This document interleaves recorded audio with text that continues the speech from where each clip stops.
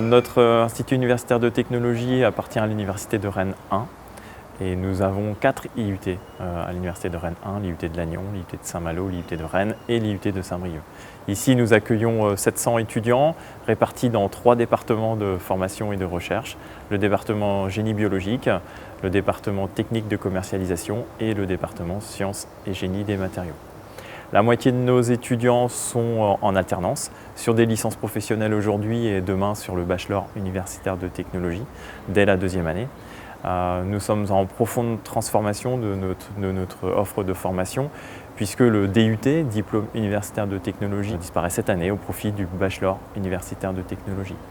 Qu'est-ce que ça changera? On accueillera des étudiants dès Parcoursup, dès la première année, pour 3 ans et ils choisiront un des 3 départements et des spécialités dans ces départements qu'on appelle des parcours et qui sont proposés ici à l'UT de Saint-Brieuc. La réforme du BUT est une belle réforme.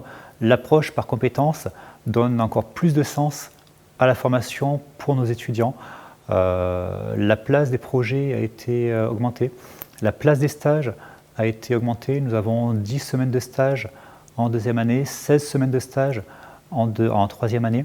Nos étudiants de 2e année peuvent partir en stage soit en France, soit dans l'Union européenne, tandis que nos étudiants de 3e année peuvent partir en stage, soit en France évidemment, soit dans le monde entier. Nous envoyons chaque année des étudiants au Japon, en Corée, en Nouvelle-Zélande. Donc l'IUT est vraiment le lieu de tous les possibles où les étudiants vont pouvoir construire leur parcours professionnel, on va dire, en fonction de leurs envies.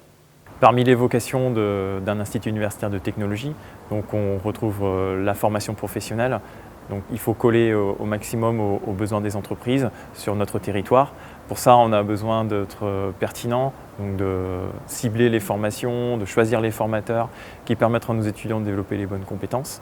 Et il nous faut également des moyens matériels. On a la chance d'être soutenu par les collectivités territoriales et par notre université qui nous permet de renouveler ces moyens matériels fréquemment, d'être à la pointe de la technologie, comme on peut le voir ici en sciences et génie des matériaux, en génie biologique ou en technique de commercialisation. Ces moyens matériels peuvent être aussi dédiés à la recherche et à l'innovation.